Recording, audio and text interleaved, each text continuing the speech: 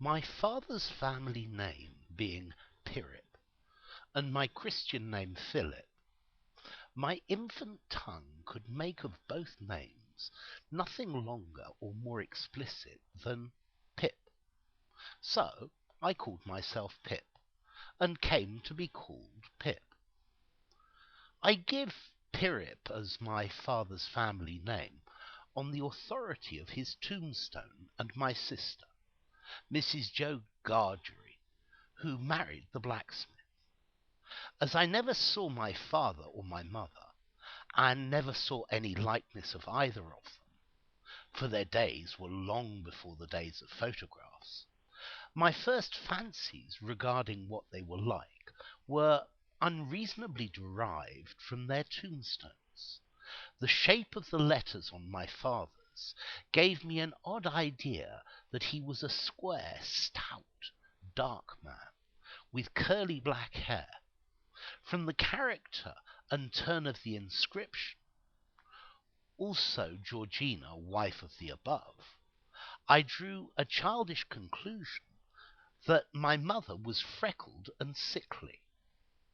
To 5 little stone lozenges, about a foot and a half long, which were arranged in a neat row beside their grave, and were sacred to the memory of 5 little brothers of mine, who I gave up trying to get a living exceedingly early in that universal struggle. I am indebted for a belief I religiously entertained that they had all been born on their backs, with their hands in their trouser pockets, and had never taken them out in this state of existence. Ours was the marsh country, down by the river, within, as the river wound 20 miles of the sea. My first most vivid and broad impression of the identity of things seems to me to have been gained on a memorable raw afternoon towards evening.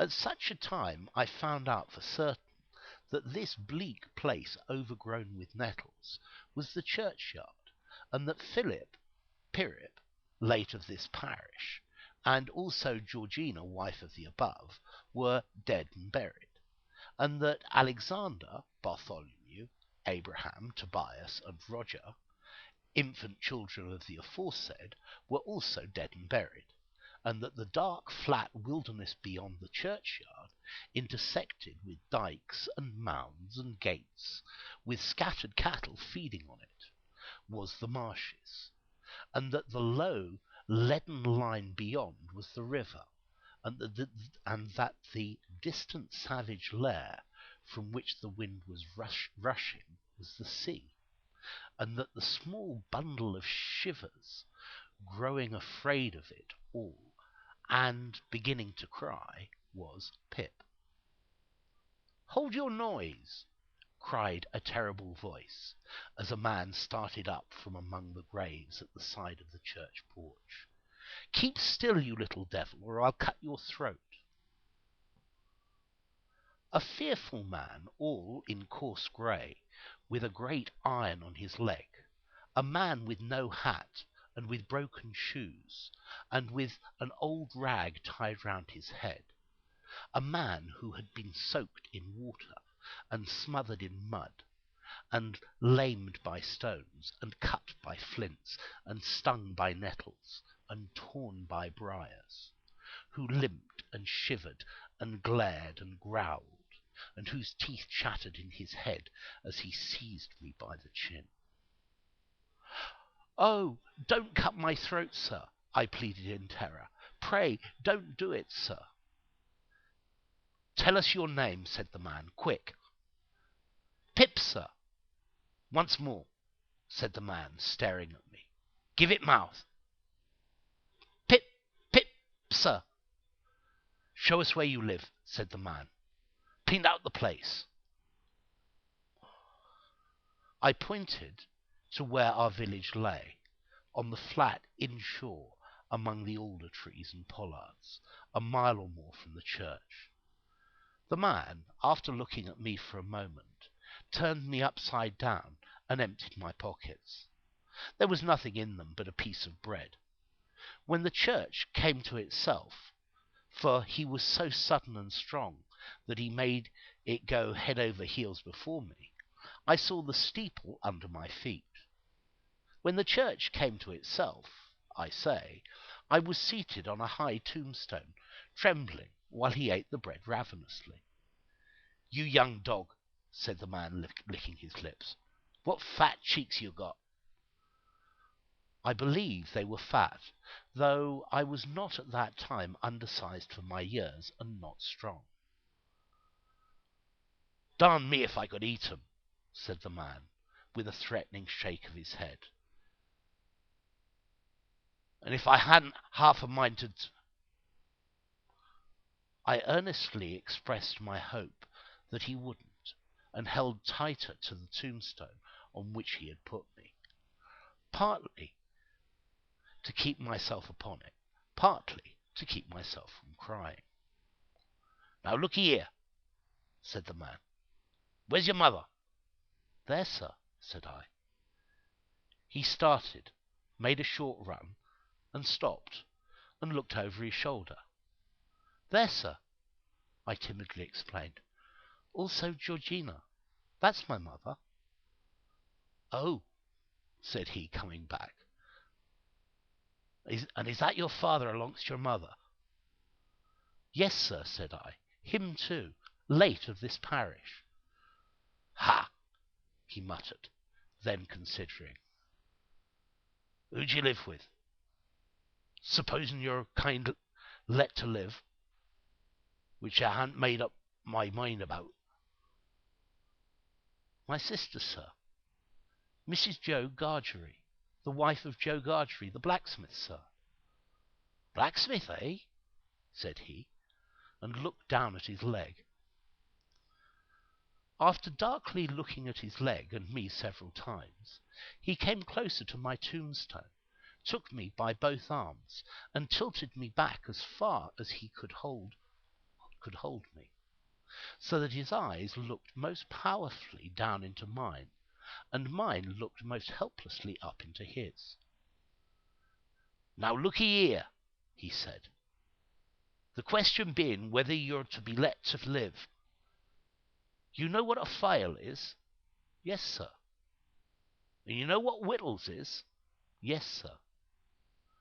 After each question, he tilted me over a little more, so as to give me a greater sense of helplessness and danger. "You get me a file." He tilted me again. "And you get me wittles." He tilted me again. "You bring 'em both to me." He tilted me again. "Or I'll have your heart and liver out." He tilted me again. I was dreadfully frightened, and so giddy that I clung to him with both hands and said, "If you would kindly please to let me keep upright, sir, perhaps I shouldn't be sick, and perhaps I could attend more." He gave me a most tremendous dip and roll, so that the church jumped over its own weathercock.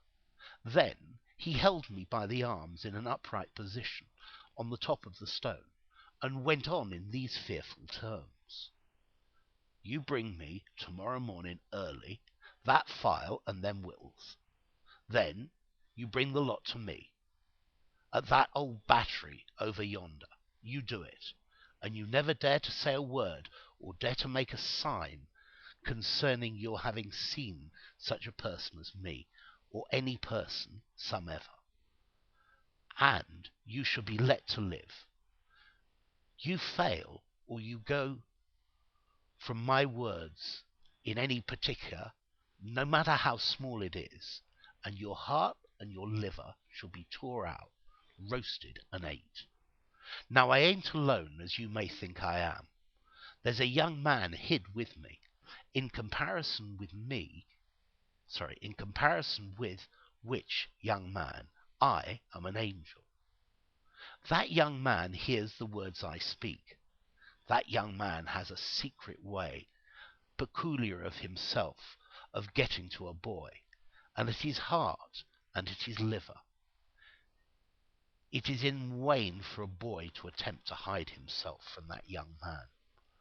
A boy may lock his door, may be warm in bed, may tuck himself up, may draw the clothes over his head, may think himself comfortable and safe, but that young man will softly creep his way to him and tear him open.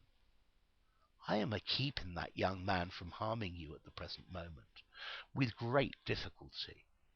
I find it very hard to hold that young man off of you inside.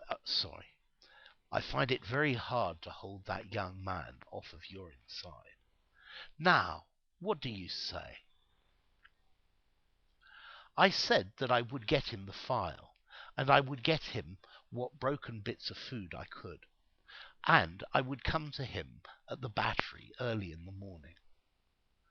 Say, Lord, strike you dead if you don't, said the man. I said so, and he took me down.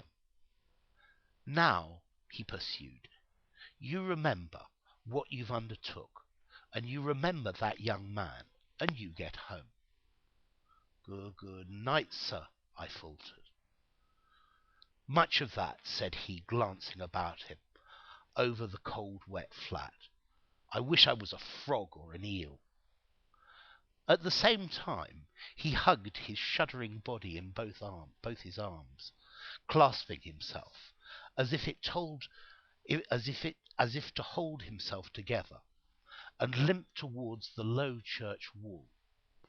As I saw him go, picking his way among the nettles and among the brambles that bound the green mounds, he looked in my young eyes as if he were eluding the hands of the dead people, stretching up cautiously out of their graves, to get a twist upon his ankle and pull him in. When he came to the low church wall, he got over it like a man whose legs were numbed and stiff, and then turned round to look for me. When I saw him turning, I set my face towards home, and made the best use of my legs.